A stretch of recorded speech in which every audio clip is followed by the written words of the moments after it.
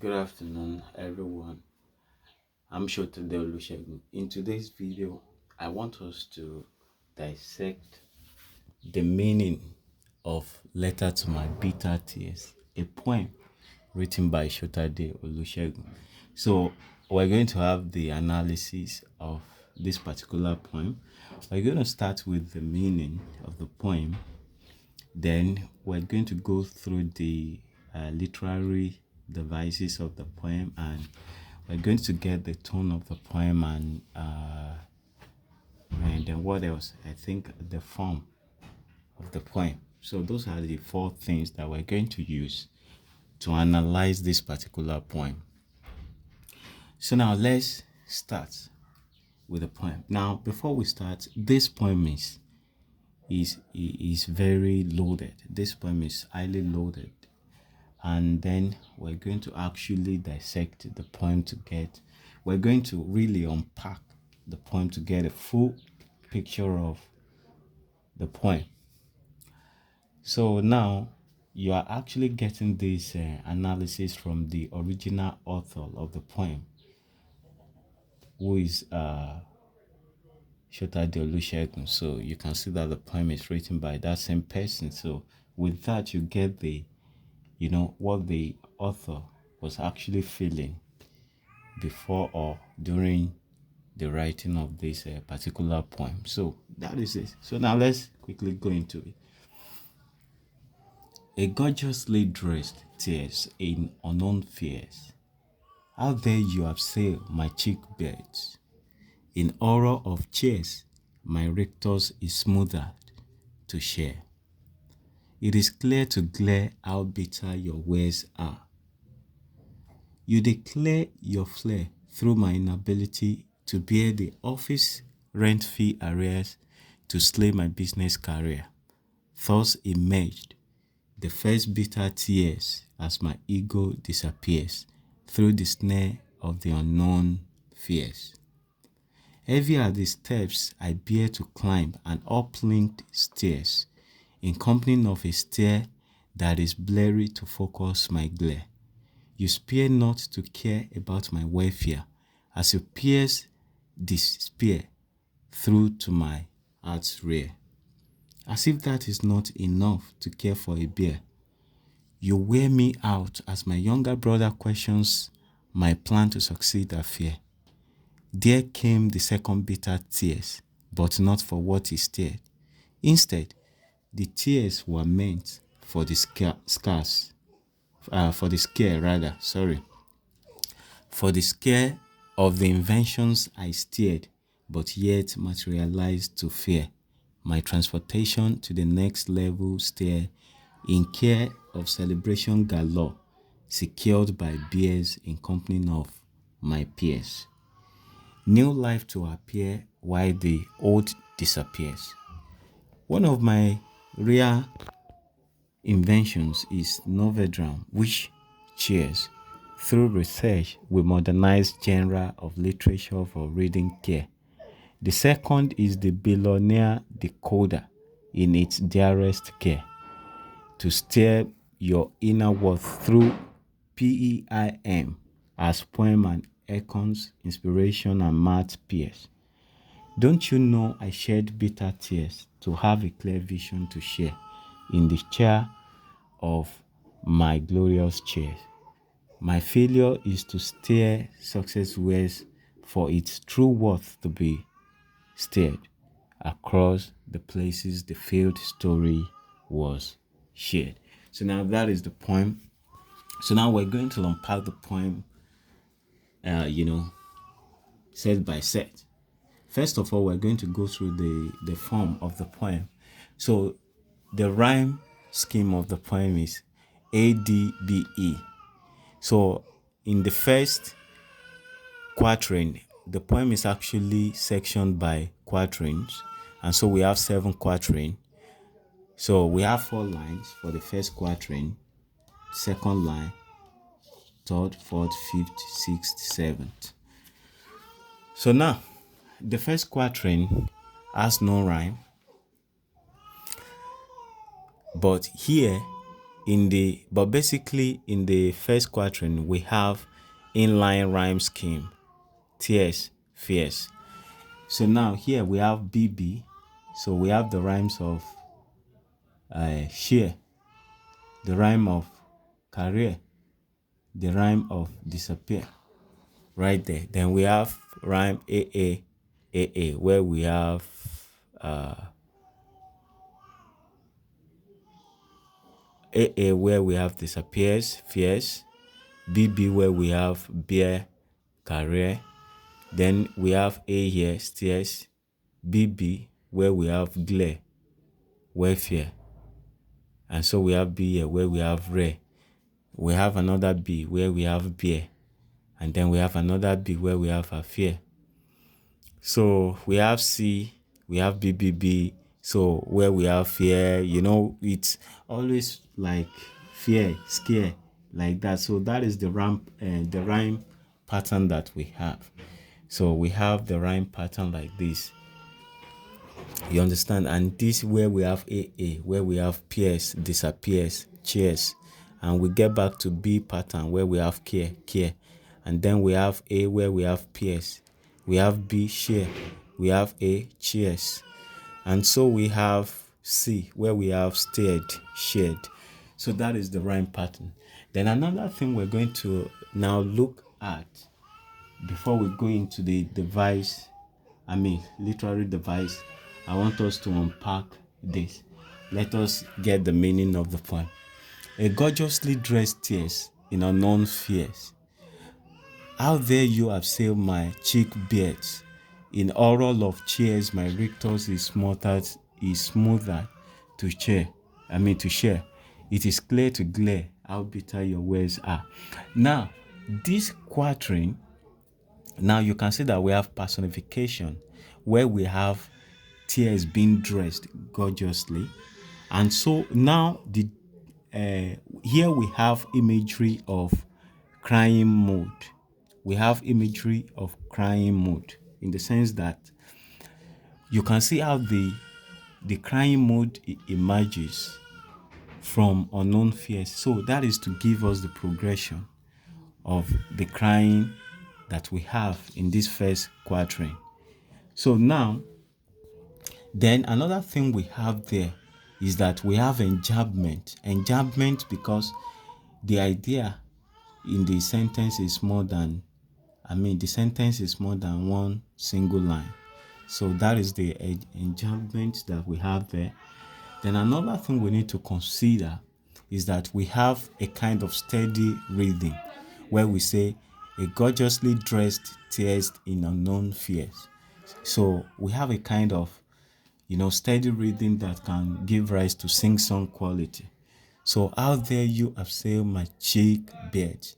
So you understand that it's a kind of poem we can sing, but at the same time it's a kind of poem that we can rap, as in normal rap. So now if you look at what we have here, how dare you have sailed my cheek beards? You can see that imagery of crying mood right there. In oral of cheers, my rectus is smothered to share. So now here we have oxymoron because oral and cheers, they are not the same thing. They are actually opposite. You understand? So basically what we're trying to say is that there is a, here we have a kind of a mood swing, like the person wasn't in bad mood when the whole thing started. You understand? So we have mood swing right here, and you can actually picture that, and we can see how the a kind of happy mood was transitioned into bad mood. You understand? So then let's go to the second quatrain.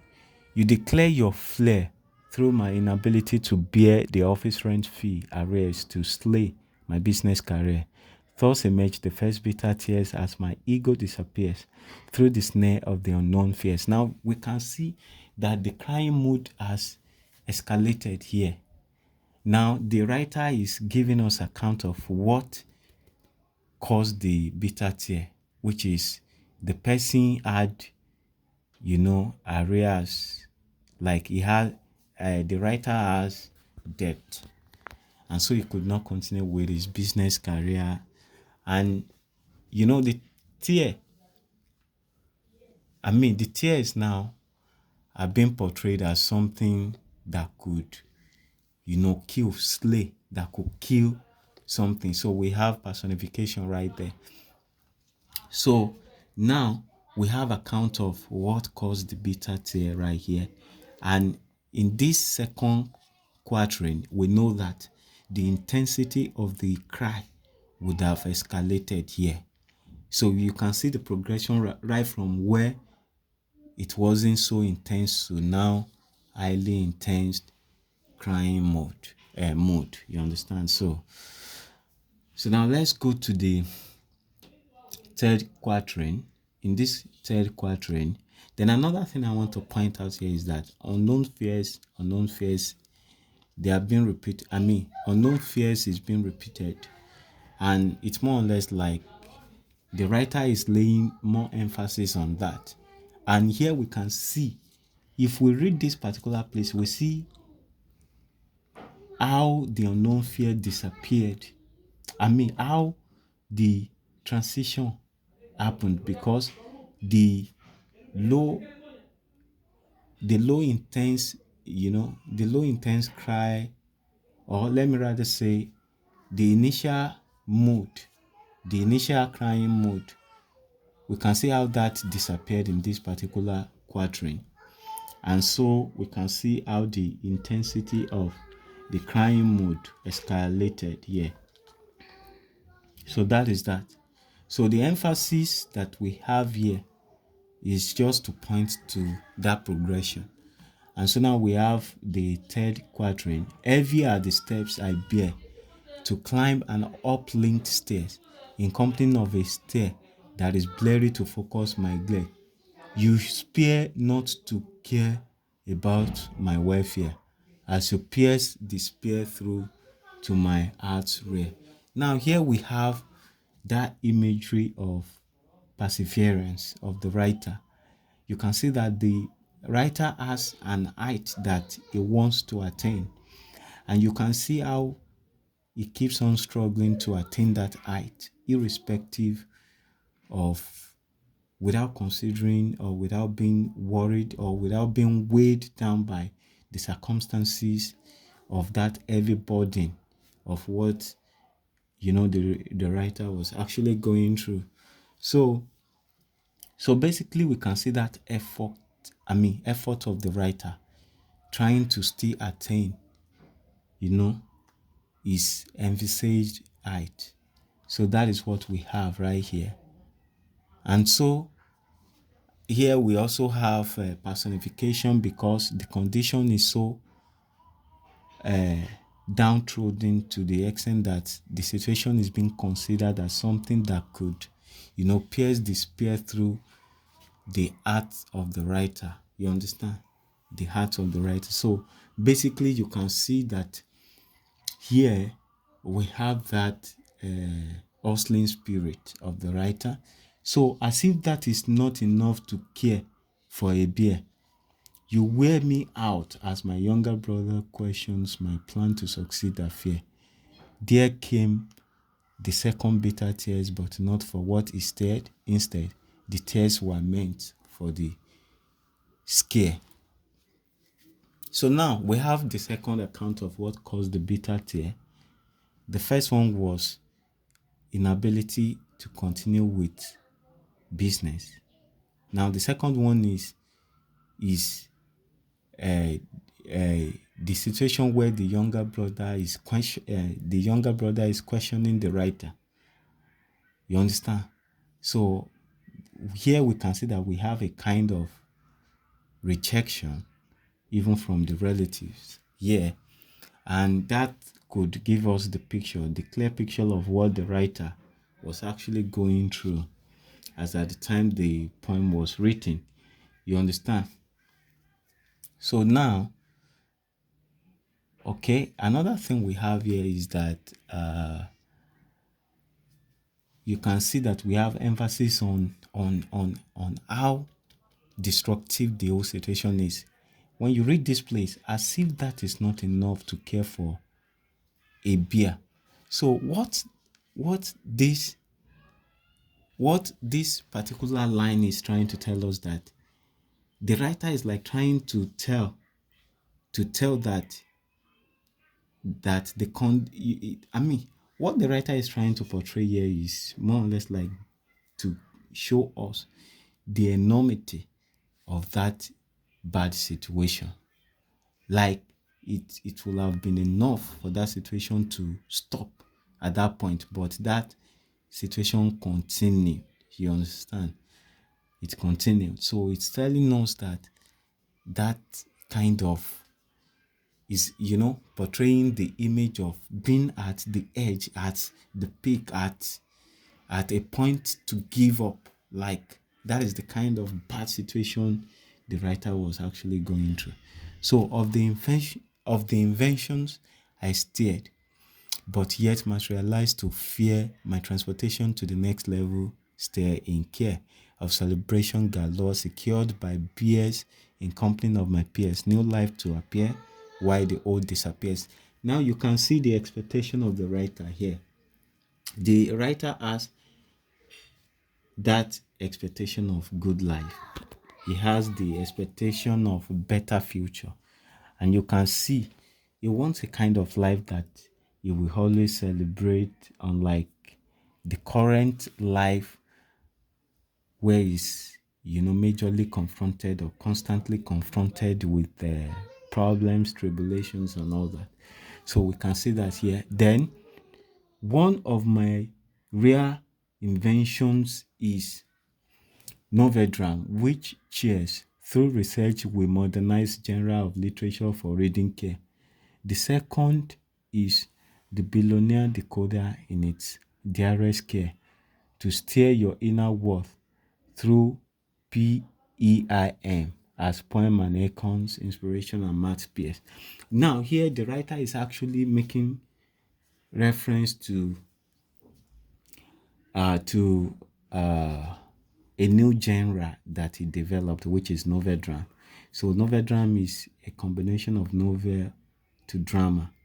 You understand? So the writer has even used this genre to write a particular novedram, which is apotheosis. So it was like trying to say that the genre can actually, revive the reading passion of, readers, of literature scholars. You understand? So the essence of developing the novedram is to actually, revive that reading passion. You understand? So basically it is being structured, but if you go on Amazon, if you go to the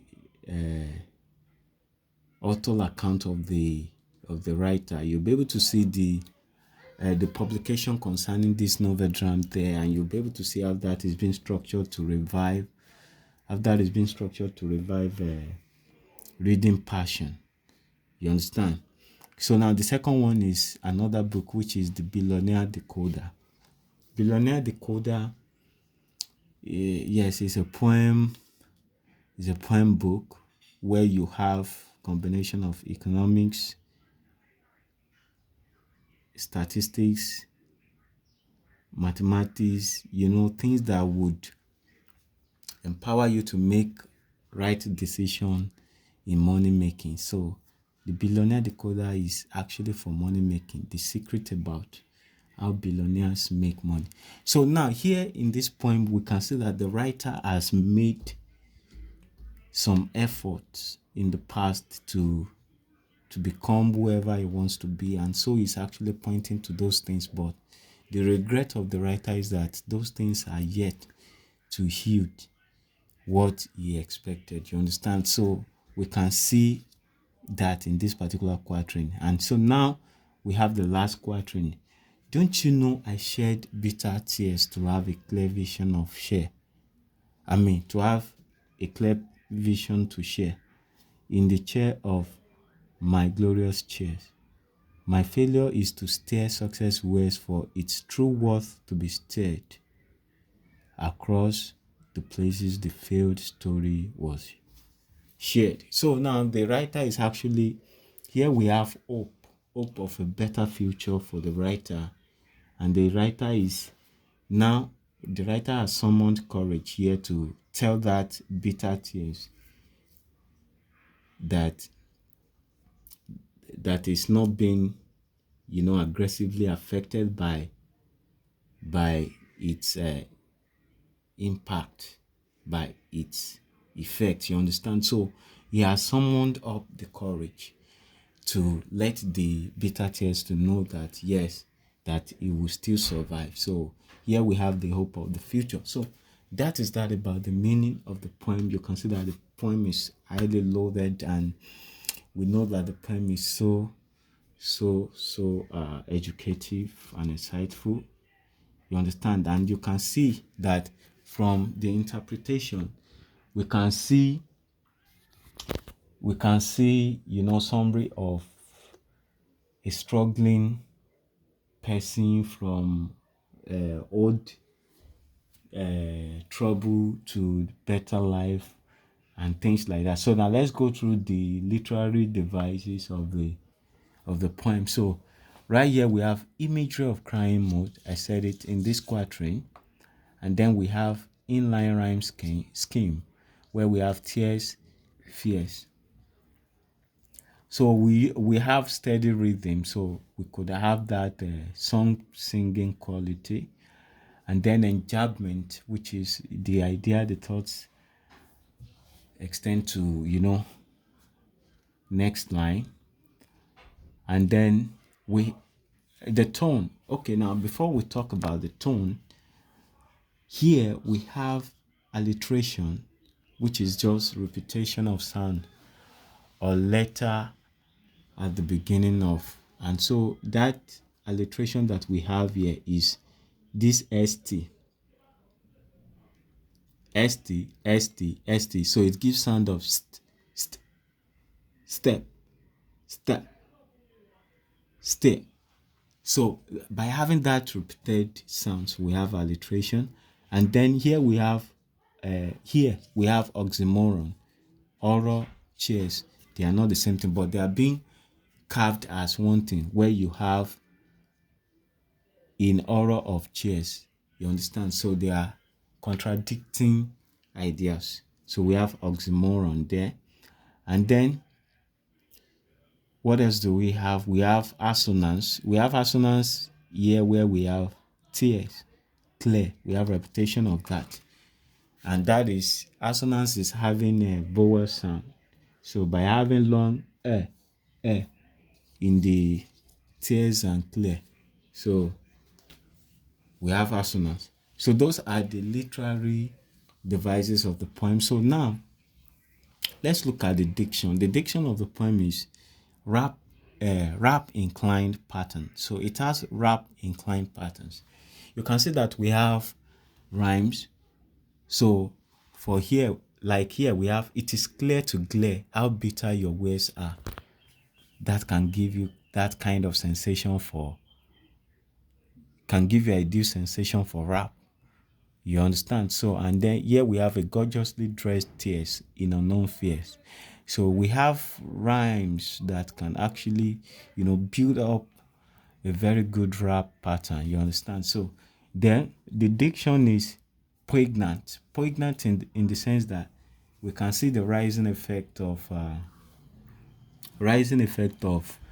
the condition of the pressure of depression, and how the writer is trying to console himself by introducing that better future and all that. So then passionate. Yes, you can see if you are reading this kind of poem, you have to be passionate about it because of that aggressive nature of what the writer is actually going through. And then what else do we have? We have enduring. Yes, you could see that the writer constantly enduring the situation. Then we have picturesque diction. Picturesque diction in the sense that we have imagery of crying mode. Then we have imagery of what imagery do we have in the poem? We have imagery of delusion, of rejection. You understand? So it is picturesque. And so now let's look at the theme. The theme is a kind of, you can see that the condition, the writer is trying to address the condition he finds himself in, and so he's, fighting back against that condition. So there we have in the theme, we have perseverance, we have disappointment, we have depression, we have rejection, and finally we have hope of better future away from unsolicited agony of circumstances. So basically that is that about this particular poem. And you can see that the poem is so powerful and so insightful. And one thing I like about a poem is that it will give you wide view of the whole thing. So when a poem is being analyzed like this, you get a wide view of what the entitle of the poem is all about. Unlike, the initial point of view that you might have, which is the compactness of the poem. So when it is being unpacked, then you have the full picture of the poem. So poem is so powerful in building your intuition and imagination. Then poem is so powerful to widen your horizon. So that is that. Then the plus I'm going to add to this is that, getting this kind of analysis from the original author, I can tell you the kind of, the condition that, gave rise to this particular poem. The condition at that point in time of my life, I was even squatting with my younger brother, and I was so down. You can see the kind of mood that set, the setting or the play, the ground for this particular poem. You understand? So that is that. So it is even in that same condition. So I will quickly and briefly, introduce the joy that God, put in my life, even though I was being confronted with lots of depressions, rejections, and tough time. That time when I had nothing, I met my beautiful wife. You understand? So my wife is the camera woman. You understand? So basically, I gave glory to God that even though I was so confronted with depression, with tough time, agony, and all that, so God introduced that joy into my life, and thank God my wife has been so supportive, and as you can tell, she happens to be the camera woman. She's behind the camera right here. You understand? So basically, that is that. When you are facing challenges, problems, things that could give you tough time like that, just hold on to God, because God will show up. When you rely and hold on to God, time will come that God will show up and prove himself. You understand? So basically, you can see that the kind of mood that sets or that give rise to this particular poem. So you are getting it from the real author. So that is the truth behind the whole thing.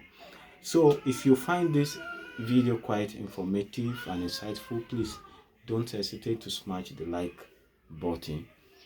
Then make sure you share this with your friend who want it to travel as far as wide as possible. Then if you really want to buy my poem books, I will put the link to my published books on Amazon. You can get them via the link. You understand? So don't forget to subscribe to this channel so that the subsequent video upload will be accessible to you. You understand? So that is that. I remain my humble self, Sheta David. God bless.